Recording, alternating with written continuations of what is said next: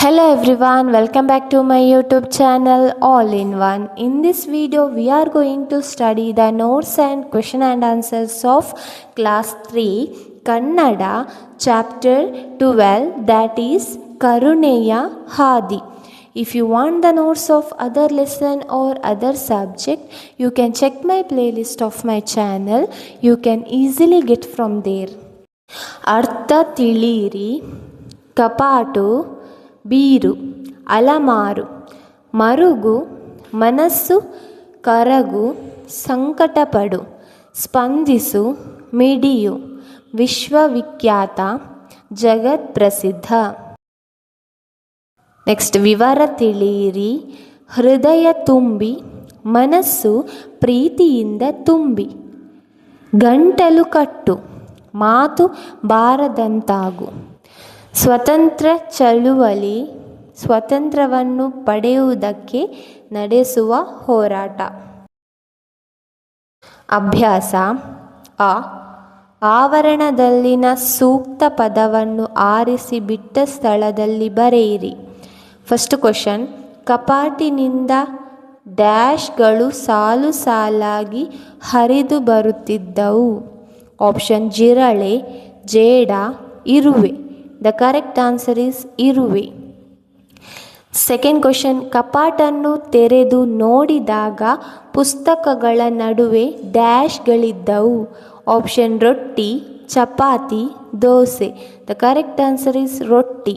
Third question, ನಿನ್ನಂತಹ dash ಮಗನನ್ನು ಪಡೆದ ನಾನೇ ಧನ್ಯೆ. ಆಪ್ಷನ್ ಕ್ರಾಂತಿಕಾರಿ, ಕರುಣಾಮಯಿ, ಪ್ರೇಮಾಮಯಿ.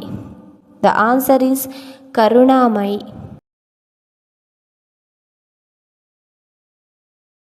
ನೆಕ್ಸ್ಟ್ ಒನ್, ಗುಂಪಿಗೆ ಸೇರದ ಪದ ಗುರುತಿಸಿ ಬರೆಯಿರಿ. ಫಸ್ಟ್ ಒನ್, ತಾಯಿ, ಮಾತೆ, ಮಗಳು, ಜನನಿ. ಹಿಯರ್ ಗುಂಪಿಗೆ ಸೇರದ ಪದ ಈಸ್ ಮಗಳು. ಸೆಕೆಂಡ್ ಕ್ವಶನ್, ಸಂತೋಷ, ದುಃಖ, ಆನಂದ, ಖುಷಿ. ಹಿಯರ್ ಈಸ್ ಗುಂಪಿಗೆ ಸೇರದ ಪದ ಈಸ್ ದುಃಖ. ಥರ್ಡ್ ಒನ್, ರೊಟ್ಟಿ, ದೋಸೆ, ಉಪ್ಪಿಟ್ಟು, ಕಿತ್ತಳೆ. ಹಿಯರ್ ಈಸ್ ಗುಂಪಿಗೆ ಸೇರದ ಪದ ಈಸ್ ಕಿತ್ತಳೆ. ಫೋರ್ತ್ ಒನ್, ಹರಸು, ಸೋಲಿಸು, ಹಾರೈಸು, ಆಶೀರ್ವದಿಸು. ಹಿಯರ್ ಗುಂಪಿಗೆ ಸೇರದ ಪದ ಈಸ್ ಸೋಲಿಸು.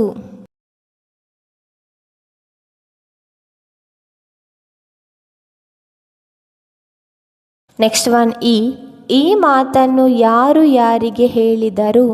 ಫಸ್ಟ್ ಕ್ವಶನ್, ರೊಟ್ಟಿಗಳನ್ನು ಕಪಾಟಿನಲ್ಲಿ ಏಕೆ ಮುಚ್ಚಿಟ್ಟಿದ್ದೆ. ಯಾರು ಹೇಳಿದರು. ಆನ್ಸರ್, ಈ ಮಾತನ್ನು ತಾಯಿ ಹೇಳಿದರು. ಯಾರಿಗೆ ಹೇಳಿದರು. ಈ ಮಾತನ್ನು ತನ್ನ ಮಗನಿಗೆ ಹೇಳಿದರು. ಸೆಕೆಂಡ್ ಕ್ವಶನ್, ಇನ್ನು ಆ ರೊಟ್ಟಿಗಳ ಅಗತ್ಯವಿಲ್ಲ, ತೆಗೆದು ಎಸೆದು ಬಿಡು. ಯಾರು ಹೇಳಿದರು. ಆನ್ಸರ್, ಈ ಮಾತನ್ನು ಹುಡುಗ ಹೇಳಿದನು. ಯಾರಿಗೆ ಹೇಳಿದನು. ಆನ್ಸರ್, ಈ ಮಾತನ್ನು ತಾಯಿಗೆ ಹೇಳಿದನು. ಥರ್ಡ್ ಕ್ವಶನ್, ಮಗು ಏಕೆ ಅಳುತ್ತಿರುವೆ. ಯಾರು ಹೇಳಿದರು. ಆನ್ಸರ್, ಈ ಮಾತನ್ನು ತಾಯಿ ಹೇಳಿದರು. ಯಾರಿಗೆ ಹೇಳಿದರು. ಆನ್ಸರ್, ಈ ಮಾತನ್ನು ತಾಯಿ ತನ್ನ ಮಗನಿಗೆ ಹೇಳಿದರು.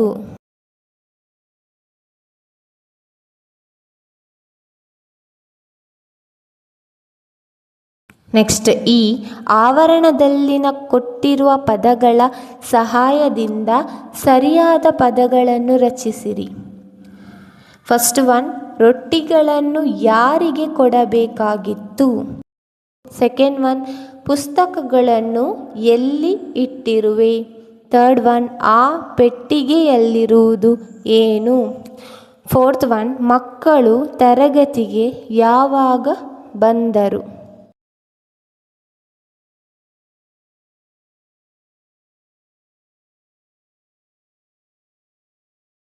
ನೆಕ್ಸ್ಟ್, ಒಂದು ವಾಕ್ಯದಲ್ಲಿ ಉತ್ತರಿಸಿರಿ.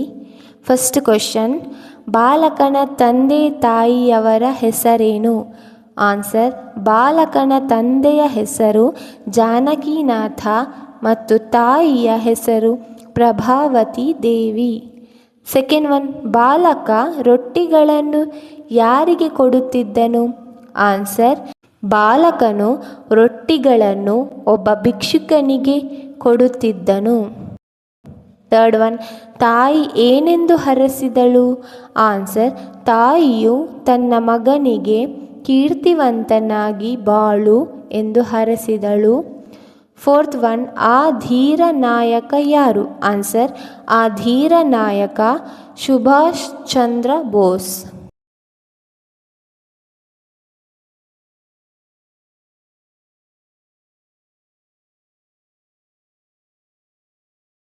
ನೆಕ್ಸ್ಟ್, 2-3 ವಾಕ್ಯಗಳಲ್ಲಿ ಉತ್ತರಿಸಿರಿ. ಫಸ್ಟ್ ಕ್ವೆಶನ್, ಏಕೆ ಅಳುತ್ತಿರುವೆ ಎಂದು ತಾಯಿ ಕೇಳಿದಾಗ ಮಗನು ಕೊಟ್ಟ ಉತ್ತರವೇನು? ಆನ್ಸರ್, ಅಮ್ಮ ಪ್ರತಿದಿನ ನನ್ನ ಊಟದಿಂದ ರೊಟ್ಟಿ ತೆಗೆದಿಟ್ಟು ಒಬ್ಬ ಭಿಕ್ಷುಕನಿಗೆ ಕೊಡುತ್ತಿದ್ದೆ. ಆದರೆ ಈ 2 ದಿನಗಳಿಂದ ಆ ಜಾಗದಲ್ಲಿ ಅವಳು ಕಾಣಿಸಲಿಲ್ಲ. ಇನ್ನು ಕಾಣಿಸುವ ಯಾವ ಲಕ್ಷಣವೂ ಇಲ್ಲ ಎಂದನು.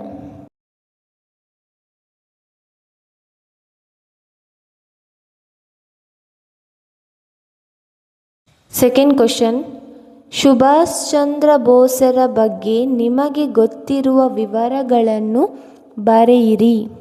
ಆನ್ಸರ್, ಸುಭಾಷ್ ಚಂದ್ರ ಬೋಸರು ಜನಿಸಿದ್ದು ಬಂಗಾಳದ ಕಟಕ್ನಲ್ಲಿ. ಅವರ ತಂದೆಯ ಹೆಸರು ಜಾನಕಿನಾಥ ಬೋಸ್ ಮತ್ತು ತಾಯಿ ಪ್ರಭಾವತಿ ದೇವಿ. ಅವರು ಸ್ವಾತಂತ್ರ್ಯ ಹೋರಾಟದಲ್ಲಿ ಭಾಗವಹಿಸಿ ಮತ್ತು ಭಾರತದ ಸ್ವಾತಂತ್ರ್ಯಕ್ಕಾಗಿ ಸೈನ್ಯವನ್ನು ಕಟ್ಟಿದರು.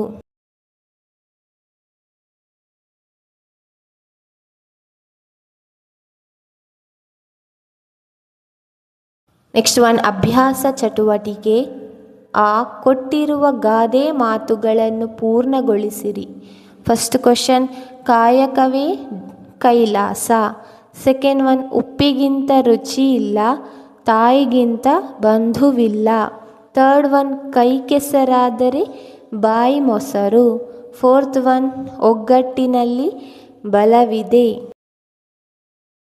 So this is all about your lesson 12, ಕರುಣೆಯ ಹಾದಿ. As I told you, if you want more lesson, check the playlist of my channel. Thank you.